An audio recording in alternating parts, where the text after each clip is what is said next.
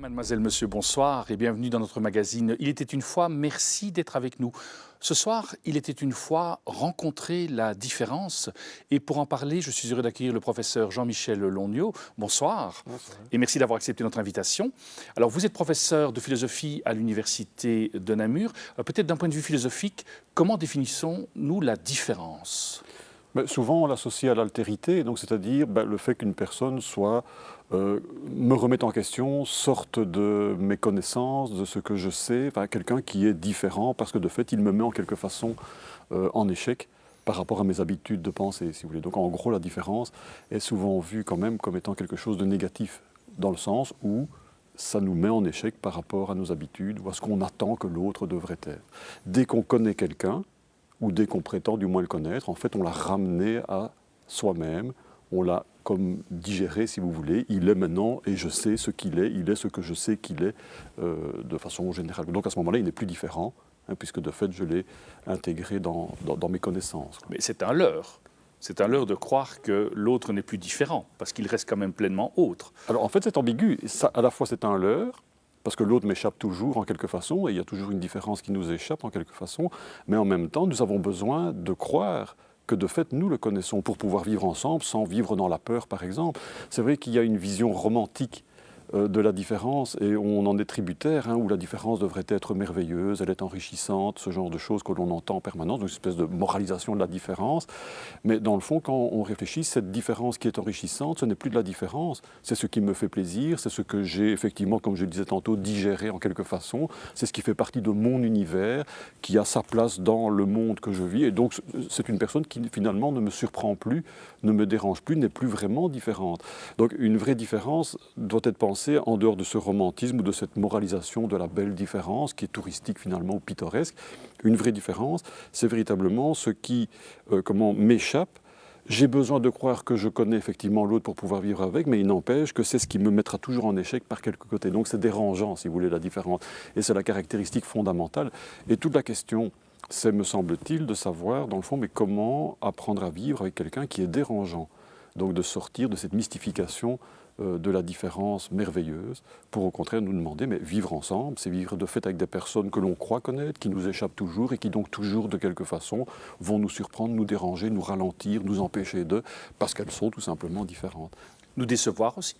Nous décevoir aussi, ou nous surprendre par surcroît de bonheur ou d'émerveillement évidemment, mais dans tous les cas c'est toujours un dérangement, si vous voulez. La différence est associée à cela.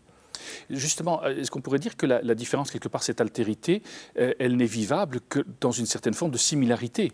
Parce que quand on devient trop différent, est-ce qu'il est encore possible de se rencontrer ? Exactement, il faut bien qu'on ait quelque chose en commun, tout à fait. Et donc, la différence ne peut exister qu'au prix finalement d'une assimilation ou d'une identification de base. Si vous prenez, on peut prendre un exemple assez simple. Dans le fond, quand un enfant vient au monde, c'est vrai qu'il ne demande pas, si on pouvait lui donner la parole, il ne demande pas à être différent. Tout ce qu'il recherche, lui, c'est au contraire d'appartenir à sa lignée, d'être comme son père ou comme sa mère, d'être comme les autres. Et plus il y aura une différence, plus ça va être un enfer pour lui, évidemment, penser à un handicap ou que sais-je, ça va être difficile. Donc c'est vrai que ce que demande au point de départ un enfant dans sa famille, c'est d'être comme les autres. Donc c'est l'identité ou l'identification aux autres qui est première et qui permettra d'ailleurs les apprentissages, etc. Ce n'est que quand cela est assumé, qu'alors il va pouvoir revendiquer une différence, mais une différence qui est bien à l'intérieur, si vous voulez, d'une similarité. Quand on accueille des étrangers ou des personnes handicapées ou que sais-je d'autre, c'est vrai qu'on va toujours partir, explicitement ou non, de se présupposer qu'ils sont comme nous en tant qu'ils sont d'abord des êtres humains, et puis après, alors on peut admettre leurs différences éventuellement, mais il faut d'abord qu'il y ait une similarité, une pure différence. Une différence qui serait une différence radicale, c'est une différence qui nous échappe.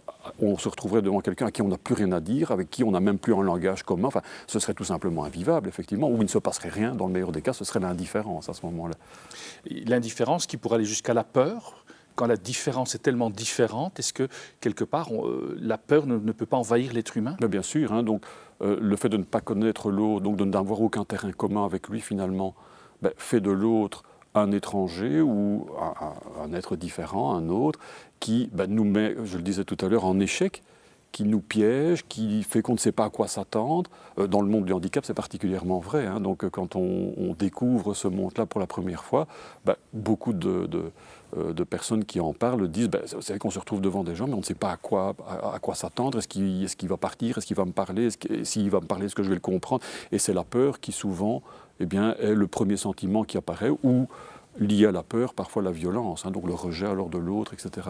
Donc c'est vrai que c'est ce qu'on raconte habituellement finalement, et c'est plein de bon sens. C'est tout le travail d'apprivoisement, où on va tout simplement, en vivant avec l'autre, apprendre à le connaître. Donc faire quoi? Non pas faire un culte de la différence, mais au contraire essayer de niveler ces différences pour retrouver un terrain commun entre moi et l'autre, un langage commun, de façon à ce qu'une vie devienne possible. Donc c'est vrai que sans cette mise en commun, qui est l'inverse de la différence, qui est une tentative de sortir de la différenciation, eh bien la différence fait peur, agresse, enfin en tout cas donne le sentiment d'être agressé, une incompréhension, et ça débouche alors sur les exclusions, les violences que l'on voit trop souvent. Quand on lit René Girard, cet anthropologue français, il en parle beaucoup, c'est toute sa mimésis d'appropriation, le bouc émissaire, et comment est-ce qu'on choisit un bouc émissaire dans un groupe? On va chaque fois chercher ce qui va nous différencier pour Exactement. pouvoir et il va avoir un rôle important, c'est qu'il va quand même unifier soit les personnes, soit sa propre personne. Tout à fait, hein. Donc c'est vrai que quand vous avez un conflit entre individus, et c'est assez intéressant de voir que justement c'est par absence de différence, c'est-à-dire que tout le monde veut la même chose. Hein, donc par exemple, tout le monde veut de l'argent, tout le monde veut la plus belle femme du monde ou je ne sais quoi d'autre. Le problème, c'est que c'est bien que l'on convoite, il n'y en a pas à l'infini, donc ça devient une rivalité de tous contre tous. Et donc ce que raconte Girard, effectivement, quand il y a ainsi un conflit entre individus dans une société, pour ne pas que la société explose, il va y avoir, quand on prend conscience que ça dégénère, eh bien un renversement de la violence, c'est-à-dire qu'on va tous s'unir contre le bouc émissaire. Et c'est vrai que souvent, explique Girard, le choix du bouc émissaire, c'est le choix de la personne différente. Alors que ça soit par exemple le fou du village, ou bien que ça soit dans un autre sens, par exemple celui qui occupe un poste qui le différencie des autres. Donc par exemple, il raconte que le roi, le ministre ou le président, ou enfin des gens qui occupent une fonction qui les distingue des autres, qui créent de la distance, eh bien il n'empêche, ce sont des gens qui jouissent peut-être de privilèges, mais qui sont sur ce siège éjectable. Si ça se passe mal, c'est eux qui vont avoir la tête tranchée. Il suffit de penser à la Révolution, effectivement, tout d'un coup vous avez une union, enfin du moins tel qu'on l'imagine, un peuple qui se réunifie, autour de quoi? La décapitation de Louis XVI, évidemment. Donc c'est vrai que la personne différente, dans ce jeu social alors que l'on organise, c'est une arme à double tranchant, à la fois elle est privilégiée, c'est une différence positive ici si vous voulez, mais qui en même temps en fait la première victime si jamais ça tourne mal. C'est le fusible qui saute, comme on dit. Nous assistons actuellement à des flux migratoires importants et justement nous sommes confrontés à la rencontre de la différence. Comment bien vivre cette réalité à laquelle l'Europe aujourd'hui doit faire face? Alors, l'impression que j'ai, c'est que, en tout cas, en ayant un discours moralisateur qui dirait mais non, la différence est positive, ces personnes peuvent nous apporter beaucoup, ce genre de choses, je pense que dans le fond, on va faire quatiser l'exclusion des autres. C'est-à-dire qu'on va entendre ce discours, les autres ne peuvent être accueillis qu'à la condition qu'ils soient effectivement un enrichissement pour nous.